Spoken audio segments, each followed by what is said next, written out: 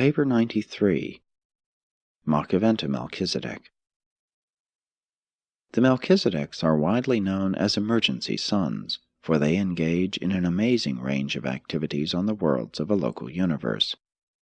When any extraordinary problem arises, or when something unusual is to be attempted, it is quite often a Melchizedek who accepts the assignment. The ability of the Melchizedek sons to function in emergencies and on widely divergent levels of the universe, even on the physical level of personality manifestation, is peculiar to their order. Only the life carriers share to any degree this metamorphic range of personality function. The Melchizedek order of universe sonship has been exceedingly active on Urantia. A corps of 12 served in conjunction with the life carriers. A later corps of 12 became receivers for your world shortly after the Caligastia secession, and continued in authority until the time of Adam and Eve. These 12 Melchizedeks returned to Urantia upon the default of Adam and Eve, and they continued thereafter as planetary receivers on down to the day when Jesus of Nazareth, as the Son of Man, became the titular planetary prince of Urantia. 1. The Machiventa Incarnation. Revealed truth was threatened with extinction during the millenniums which followed the miscarriage of the Adamic mission on Urantia. Though making progress intellectually, the human races were slowly losing ground spiritually. About 3000 BC, the concept of God had grown very hazy in the minds of men.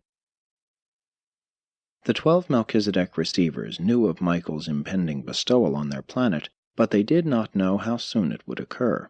Therefore they convened in solemn council and petitioned the Most High's Evidentia that some provision be made for maintaining the light of truth on Urantia. This plea was dismissed with the mandate that the conduct of affairs on 606 of Satania is fully in the hands of the Melchizedek custodians. The receivers then appealed to the Father Melchizedek for help, but only received word that they should continue to uphold truth in the manner of their own election until the arrival of a bestowal son who would rescue the planetary titles from forfeiture and uncertainty. And it was in consequence of having been thrown so completely on their own resources that Machiventa Melchizedek, one of the 12 planetary receivers, volunteered to do that which had been done only 6 times in all the history of Nebadon, to personalize on Earth as a temporary man of the realm, to bestow himself as an emergency son of world ministry. Permission was granted for this adventure by the Salvington authorities, and the actual incarnation of Machiventa Melchizedek was consummated near what was to become the city of Salem in Palestine. The entire transaction of the materialization of this Melchizedek son was completed by the planetary receivers with the cooperation of the life carriers, certain of the master physical controllers, and other celestial personalities resident on Urantia. 2. The Sage of Salem. It was 1973 years before the birth of Jesus that Machiventa was bestowed upon the human races of Urantia. His coming was unspectacular. His materialization was not witnessed by human eyes. He was first observed by mortal man on that eventful day when he entered the tent of Amdon, a Chaldean herder of Sumerian extraction. And the proclamation of his mission was embodied in the simple statement which he made to this shepherd: "I am Melchizedek, priest of El Elyon, the Most High, the one and only God."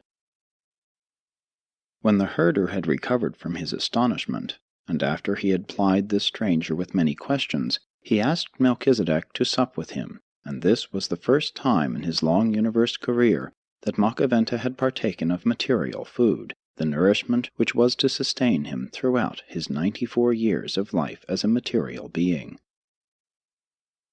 And that night, as they talked out under the stars, Melchizedek began his mission of the revelation of the truth of the reality of God when, with a sweep of his arm, he turned to Amdon, saying, "El Elyon, the Most High, is the divine creator of the stars of the firmament, and even of this very earth on which we live, and he is also the supreme God of heaven." Within a few years, Melchizedek had gathered around himself a group of pupils, disciples, and believers who formed the nucleus of the later community of Salem. He was soon known throughout Palestine as the priest of El Elyon, the Most High, and as the Sage of Salem. Among some of the surrounding tribes he was often referred to as the Sheikh or King of Salem. Salem was the site which, after the disappearance of Melchizedek, became the city of Jebus, subsequently being called Jerusalem. In personal appearance, Melchizedek resembled the then blended Nodite and Sumerian peoples, being almost 6 feet in height and possessing a commanding presence.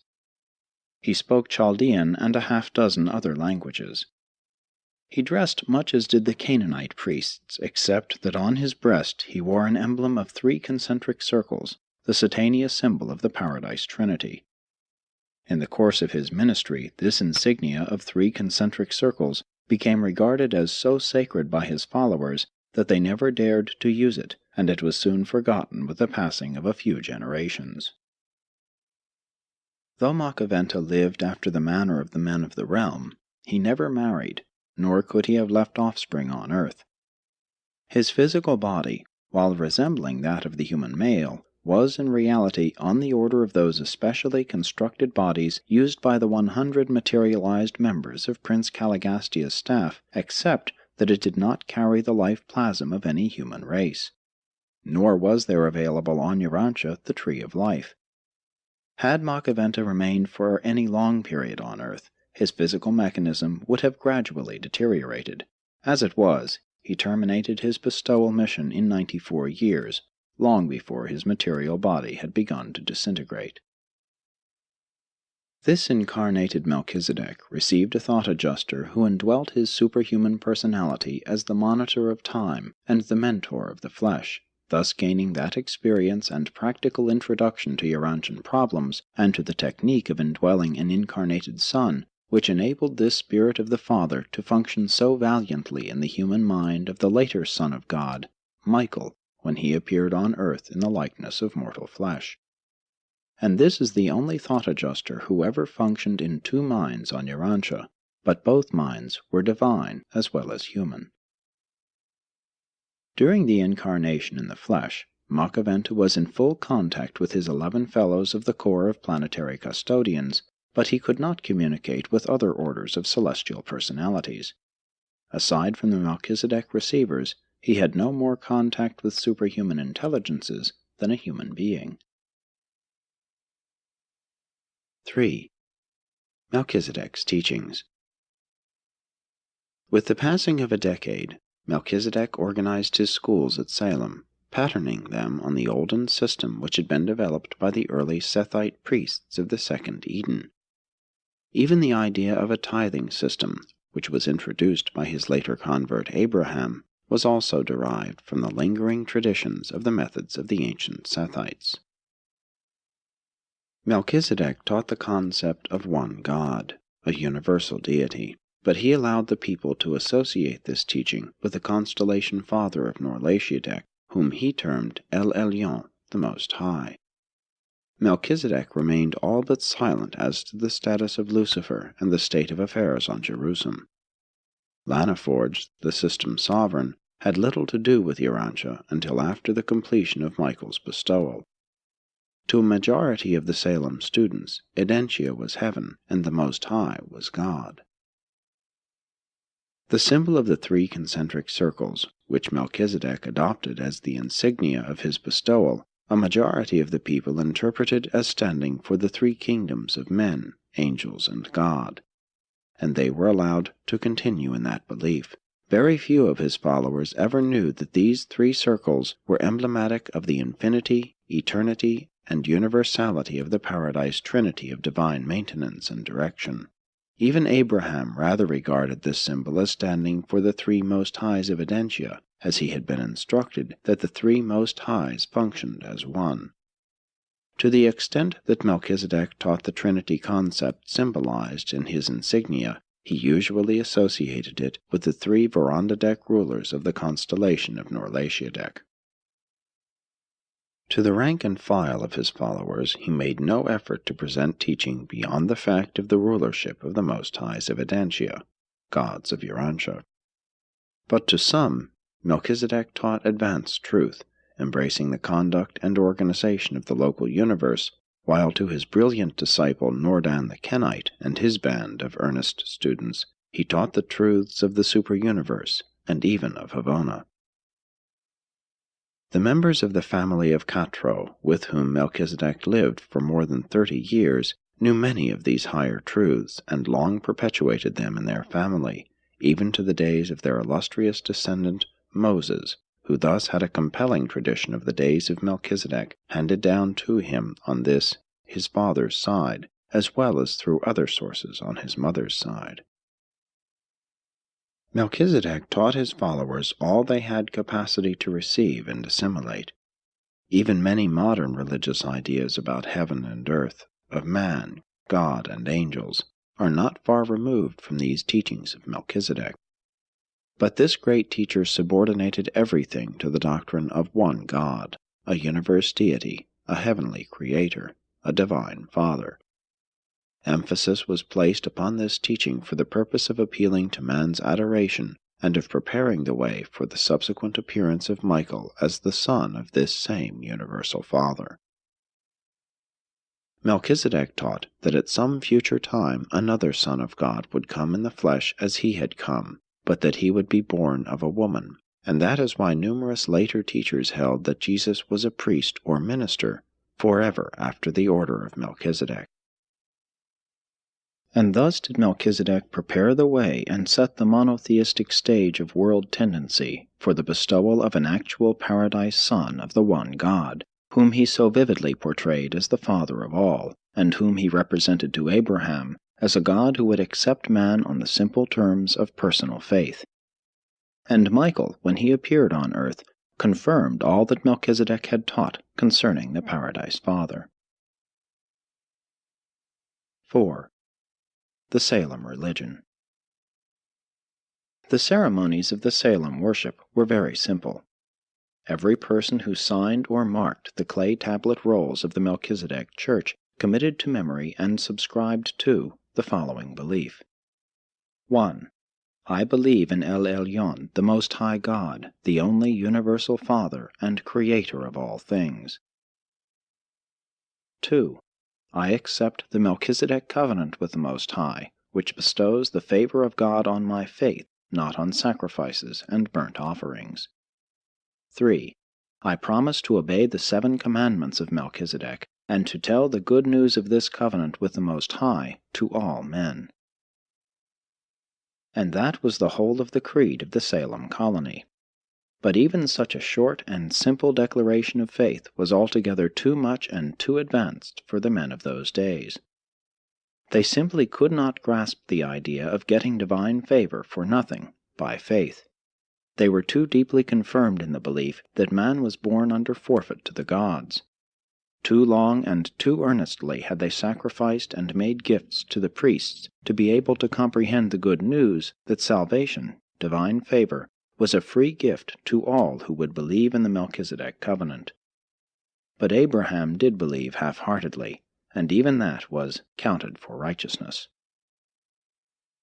The 7 commandments promulgated by Melchizedek were patterned along the lines of the ancient Dalmatian supreme law, and very much resembled the 7 commands taught in the first and second Edens.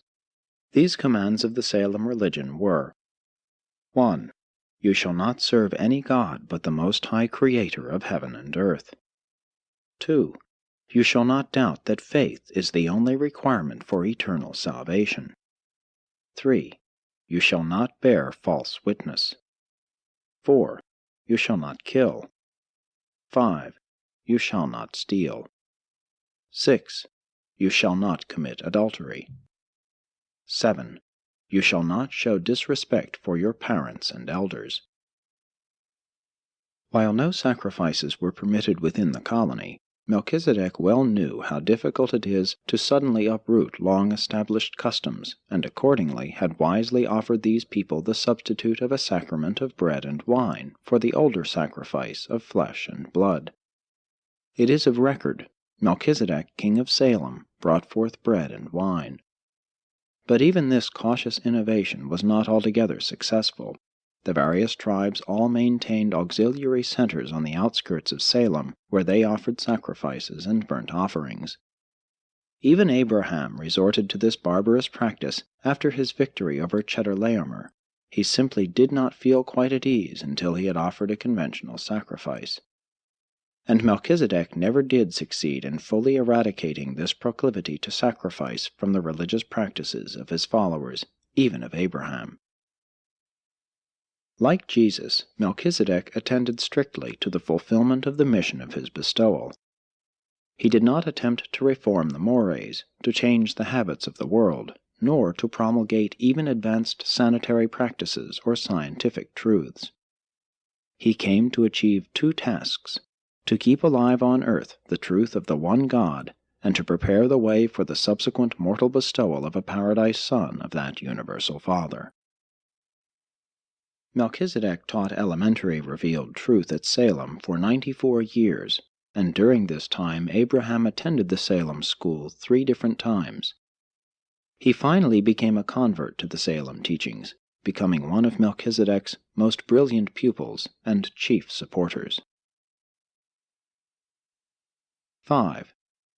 The selection of Abraham. Although it may be an error to speak of chosen people, it is not a mistake to refer to Abraham as a chosen individual.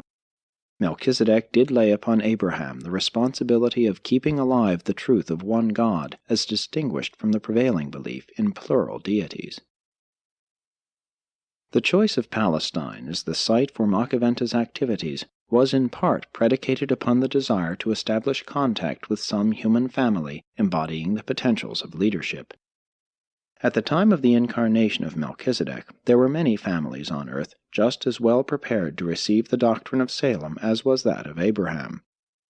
There were equally endowed families among the red men, the yellow men, and the descendants of the Andites to the west and north.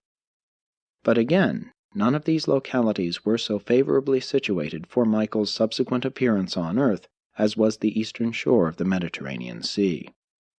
The Melchizedek mission in Palestine and the subsequent appearance of Michael among the Hebrew people were in no small measure determined by geography, by the fact that Palestine was centrally located with reference to the then existent trade, travel, and civilization of the world.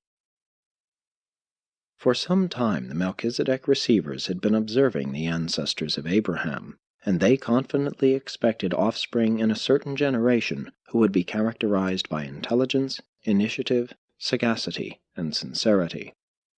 The children of Terah, the father of Abraham, in every way met these expectations.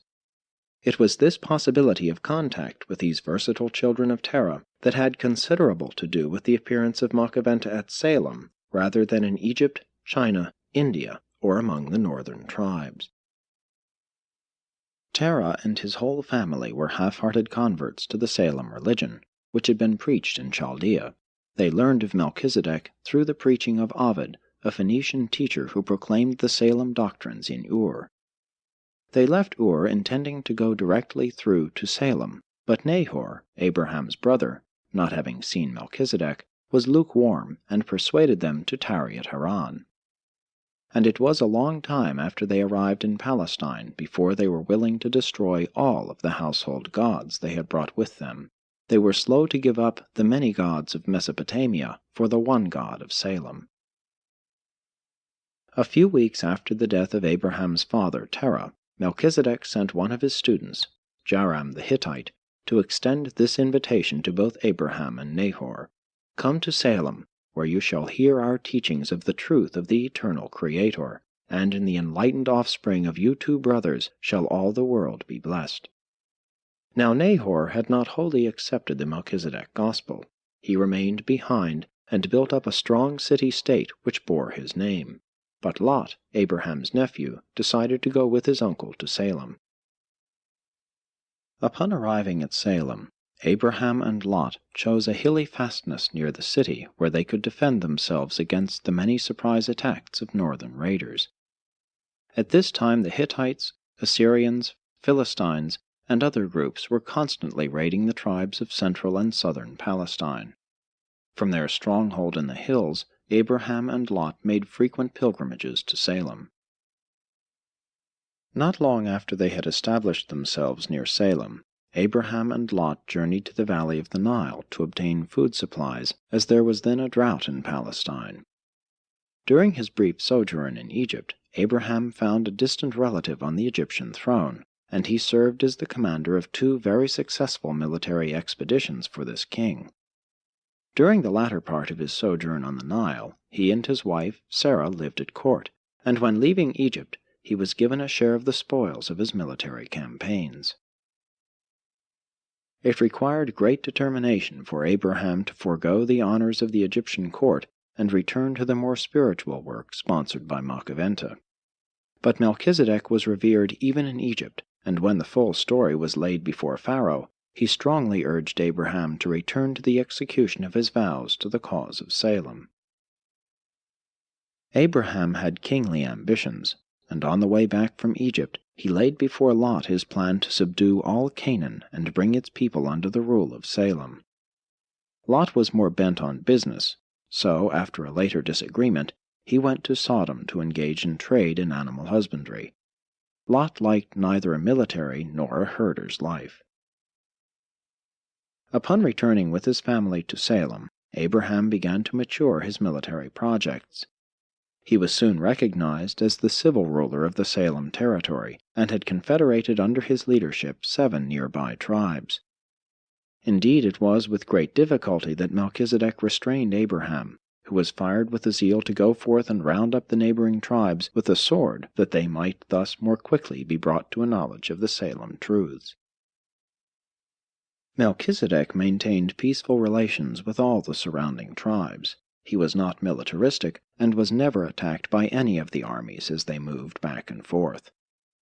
He was entirely willing that Abraham should formulate a defensive policy for Salem, such as was subsequently put into effect, but he would not approve of his pupil's ambitious schemes for conquest. So there occurred a friendly severance of relationship, Abraham going over to Hebron to establish his military capital. Abraham, because of his close connection with the illustrious Melchizedek, possessed great advantage over the surrounding petty kings. They all revered Melchizedek, and unduly feared Abraham. Abraham knew of this fear and only awaited an opportune occasion to attack his neighbors, and this excuse came when some of these rulers presumed to raid the property of his nephew Lot, who dwelt in Sodom. Upon hearing of this, Abraham, at the head of his 7 confederated tribes, moved on the enemy. His own bodyguard of 318 officered the army, numbering more than 4,000, which struck at this time. When Melchizedek heard of Abraham's declaration of war, he went forth to dissuade him, but only caught up with his former disciple as he returned victorious from the battle. Abraham insisted that the God of Salem had given him victory over his enemies, and persisted in giving 1/10 of his spoils to the Salem treasury. The other 90% he removed to his capital at Hebron. After this battle of Siddim, Abraham became leader of a second confederation of 11 tribes, and not only paid tithes to Melchizedek, but saw to it that all others in that vicinity did the same. His diplomatic dealings with the king of Sodom, together with the fear in which he was so generally held, resulted in the king of Sodom and others joining the Hebron military confederation. Abraham was really well on the way to establishing a powerful state in Palestine. 6. Melchizedek's covenant with Abraham. Abraham envisaged the conquest of all Canaan. His determination was only weakened by the fact that Melchizedek would not sanction the undertaking. But Abraham had about decided to embark upon the enterprise when the thought that he had no son to succeed him as ruler of this proposed kingdom began to worry him. He arranged another conference with Melchizedek, and it was in the course of this interview that the priest of Salem, the visible Son of God, persuaded Abraham to abandon his scheme of material conquest and temporal rule in favor of the spiritual concept of the kingdom of heaven. Melchizedek explained to Abraham the futility of contending with the Amorite confederation, but made it equally clear that these backward clans were certainly committing suicide by their foolish practices, so that in a few generations they would be so weakened that the descendants of Abraham, meanwhile greatly increased, could easily overcome them. And Melchizedek made a formal covenant with Abraham at Salem. Said he to Abraham, "Look now up to the heavens, and number the stars if you are able, so numerous shall your seed be." And Abraham believed Melchizedek, and it was counted to him for righteousness. And then Melchizedek told Abraham the story of the future occupation of Canaan by his offspring after their sojourn in Egypt. This covenant of Melchizedek with Abraham represents the great Urantian agreement between divinity and humanity, whereby God agrees to do everything. Man only agrees to believe God's promises and follow his instructions. Heretofore it had been believed that salvation could be secured only by works, sacrifices, and offerings. Now Melchizedek again brought to Urantia the good news that salvation, favor with God, is to be had by faith. But this gospel of simple faith in God was too advanced. The Semitic tribesmen subsequently preferred to go back to the older sacrifices and atonement for sin by the shedding of blood. It was not long after the establishment of this covenant that Isaac, the son of Abraham, was born in accordance with the promise of Melchizedek. After the birth of Isaac, Abraham took a very solemn attitude toward his covenant with Melchizedek, going over to Salem to have it stated in writing.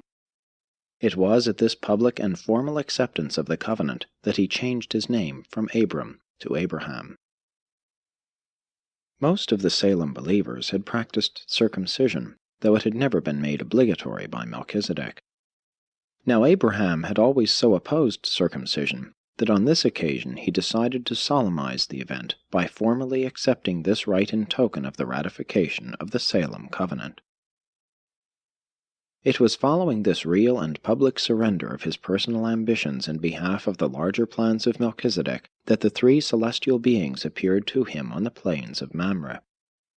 This was an appearance of fact, notwithstanding its association with the subsequently fabricated narratives relating to the natural destruction of Sodom and Gomorrah. And these legends of the happenings of those days indicate how retarded were the morals and ethics of even so recent a time.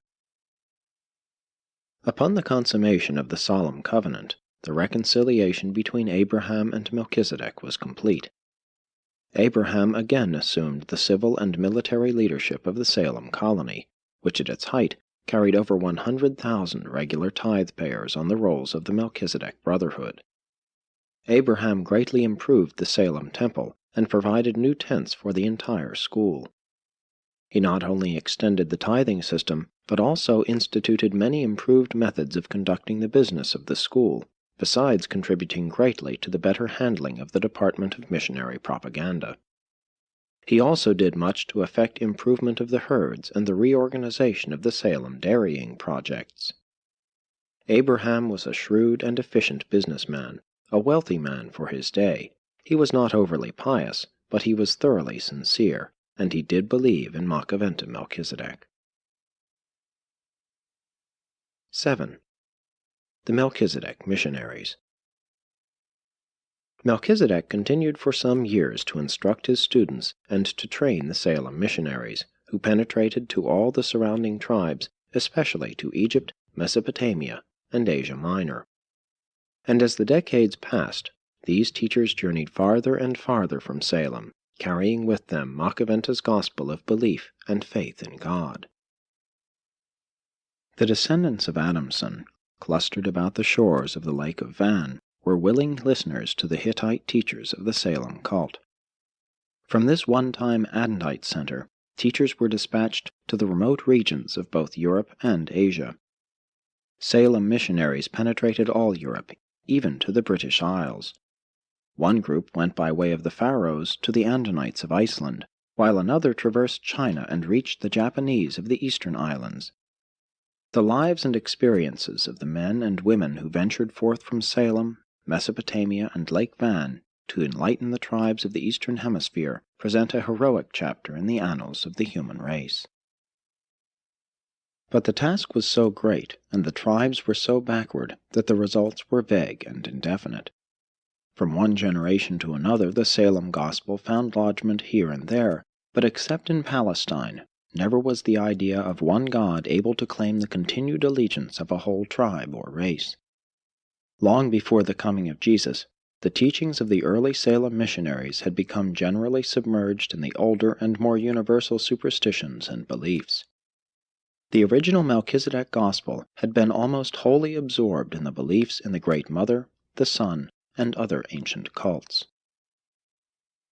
You who today enjoy the advantages of the art of printing little understand how difficult it was to perpetuate truth during these earlier times, how easy it was to lose sight of a new doctrine from one generation to another. There was always a tendency for the new doctrine to become absorbed into the older body of religious teaching and magical practice. A new revelation is always contaminated by the older evolutionary beliefs. 8. Departure of Melchizedek. It was shortly after the destruction of Sodom and Gomorrah that MACHIVENTA decided to end his emergency bestowal on Urantia. Melchizedek's decision to terminate his sojourn in the flesh was influenced by numerous conditions, chief of which was the growing tendency of the surrounding tribes, and even of his immediate associates, to regard him as a demigod, to look upon him as a supernatural being, which indeed he was, but they were beginning to reverence him unduly and with a highly superstitious fear. In addition to these reasons, Melchizedek wanted to leave the scene of his earthly activities a sufficient length of time before Abraham's death to ensure that the truth of the one and only God would become strongly established in the minds of his followers. Accordingly, MACHIVENTA retired one night to his tent at Salem, having said good night to his human companions, and when they went to call him in the morning, he was not there, for his fellows had taken him. 9. After Melchizedek's departure. It was a great trial for Abraham when Melchizedek so suddenly disappeared. Although he had fully warned his followers that he must some time go as he had come, they were not reconciled to the loss of their wonderful leader. The great organization built up at Salem nearly disappeared, though the traditions of these days were what Moses built upon when he led the Hebrew slaves out of Egypt. The loss of Melchizedek produced a sadness in the heart of Abraham that he never fully overcame. Hebron he had abandoned when he gave up the ambition of building a material kingdom, and now, upon the loss of his associate in the building of the spiritual kingdom, he departed from Salem, going south to live near his interests at Gerar. Abraham became fearful and timid immediately after the disappearance of Melchizedek.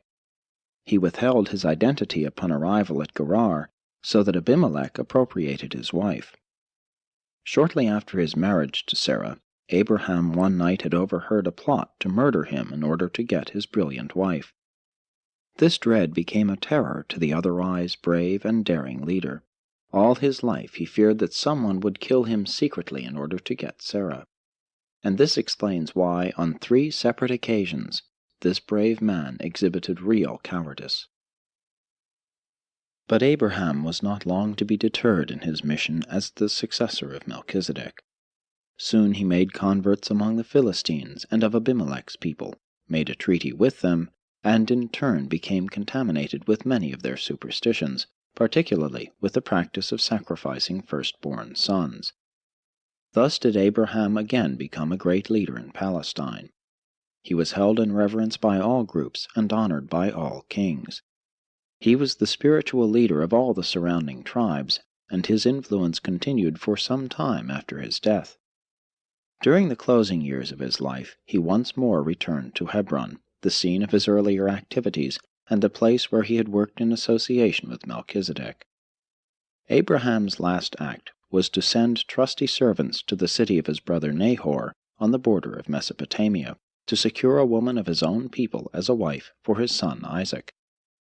It had long been the custom of Abraham's people to marry their cousins, and Abraham died confident in that faith in God which he had learned from Melchizedek in the vanished schools of Salem.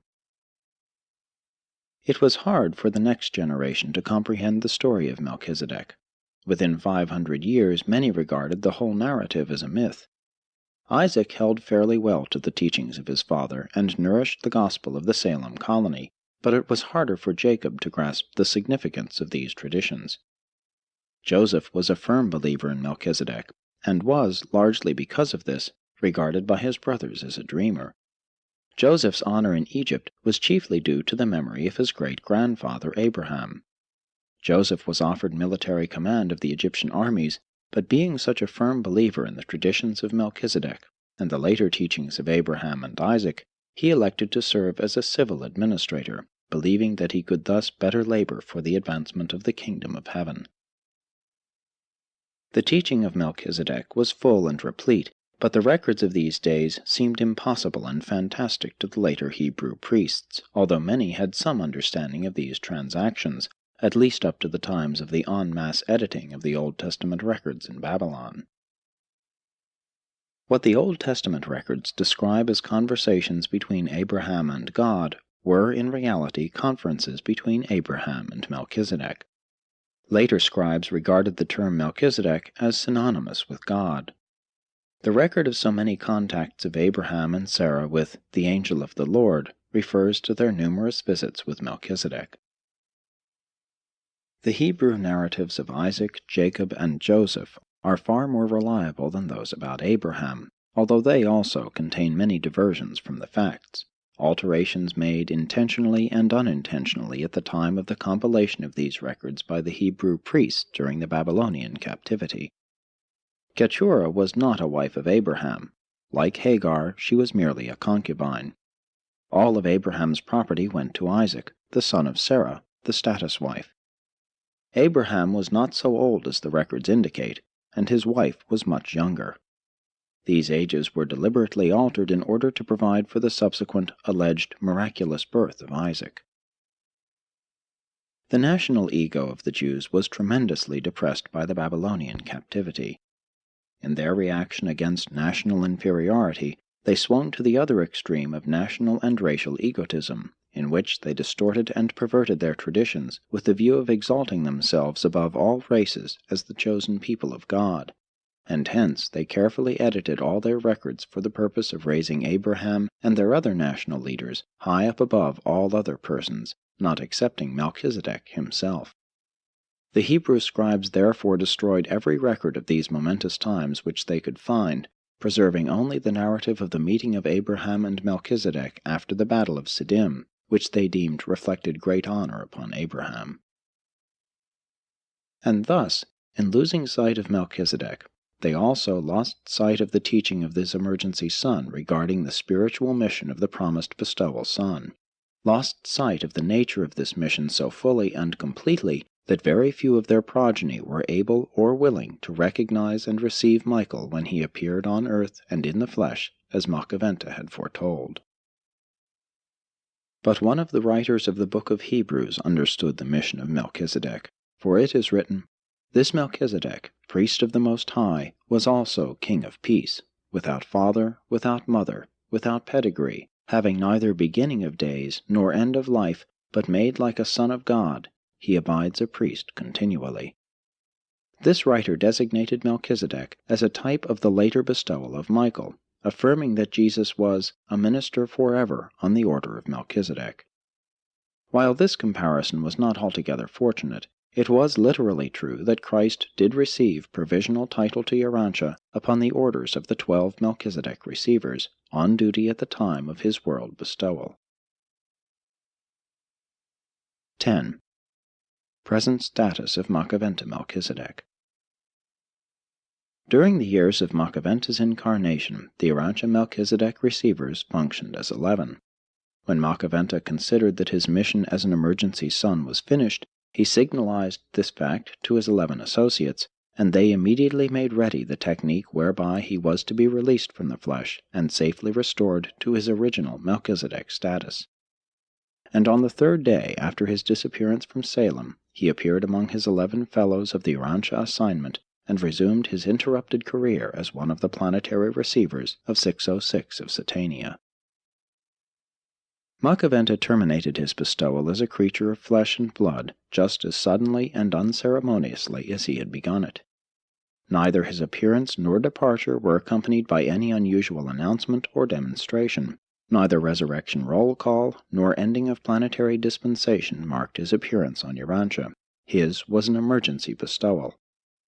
But MACHIVENTA did not end his sojourn in the flesh of human beings until he had been duly released by the Father Melchizedek, and had been informed that his emergency bestowal had received the approval of the chief executive of Nebadon, Gabriel of Salvington. MACHIVENTA Melchizedek continued to take a great interest in the affairs of the descendants of those men who had believed in his teachings when he was in the flesh. But the progeny of Abraham through Isaac, as intermarried with the Kenites, were the only line which long continued to nourish any clear concept of the Salem teachings. This same Melchizedek continued to collaborate throughout the 19 succeeding centuries with the many prophets and seers, thus endeavoring to keep alive the truths of Salem until the fullness of the time for Michael's appearance on earth. MACHIVENTA continued as a planetary receiver up to the times of the triumph of Michael on Urantia. Subsequently he was attached to the Urantia service on Jerusalem as one of the 24 directors, only just recently having been elevated to the position of personal ambassador on Jerusalem of the Creator's Son, bearing the title Vicegerent Planetary Prince of Urantia. It is our belief that, as long as Urantia remains an inhabited planet, MACHIVENTA Melchizedek will not be fully returned to the duties of his order of sonship, but will remain, speaking in the terms of time, forever a planetary minister representing Christ Michael. As his was an emergency bestowal on Urantia, it does not appear from the records what MACHIVENTA's future may be. It may develop that the Melchizedek Corps of Nebadon have sustained the permanent loss of one of their number.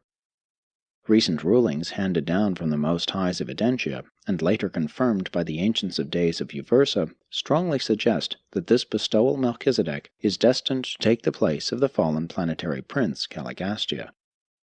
If our conjectures in this respect are correct, it is altogether possible that MACHIVENTA Melchizedek may again appear in person on Urantia, and in some modified manner resume the role of the dethroned planetary prince, or else appear on Earth to function as vicegerent planetary prince representing Christ Michael, who now actually holds the title of planetary prince of Urantia. While it is far from clear to us as to what MACHIVENTA's destiny may be, nevertheless, events which have so recently taken place strongly suggest that the foregoing conjectures are probably not far from the truth. We well understand how, by his triumph on Urantia, Michael became the successor of both Caligastia and Adam, how he became the planetary prince of peace and the second Adam. And now we behold the conferring upon this Melchizedek of the title Vicegerent Planetary Prince of Urantia. Will he also be constituted Vicegerent Material Son of Urantia? Or is there a possibility that an unexpected and unprecedented event is to take place, the sometime return to the planet of Adam and Eve, or certain of their progeny, as representatives of Michael, with the titles Vicegerents of the second Adam of Urantia? And all these speculations associated with the certainty of future appearances of both magisterial and Trinity teacher sons, in conjunction with the explicit promise of the Creator Son to return sometime, make Urantia a planet of future uncertainty, and render it one of the most interesting and intriguing spheres in all the universe of Nebadon. It is altogether possible that, in some future age when Urantia is approaching the era of light and life, after the affairs of the Lucifer Rebellion and the Caligastia secession have been finally adjudicated, we may witness the presence on Urantia simultaneously of MACHIVENTA, Adam, Eve, and Christ Michael, as well as either a magisterial son or even Trinity teacher sons. It has long been the opinion of our order that MACHIVENTA's presence on the Jerusalem Corps of Urantia directors, the 24 counselors, is sufficient evidence to warrant the belief that he is destined to follow the mortals of Urantia on through the universe scheme of progression and ascension, even to the Paradise Corps of the finality. We know that Adam and Eve are thus destined to accompany their earth fellows on the Paradise adventure when Urantia has become settled in light and life. Less than 1,000 years ago, this same MACHIVENTA Melchizedek, the one-time sage of Salem, was invisibly present on Urantia for a period of 100 years, acting as resident governor-general of the planet, and if the present system of directing planetary affairs should continue, he will be due to return in the same capacity in a little over 1,000 years. This is the story of MACHIVENTA MELCHIZEDEK, one of the most unique of all characters ever to become connected with the history of Urantia, and a personality who may be destined to play an important role in the future experience of your irregular and unusual world. Presented by a Melchizedek of Nebadon.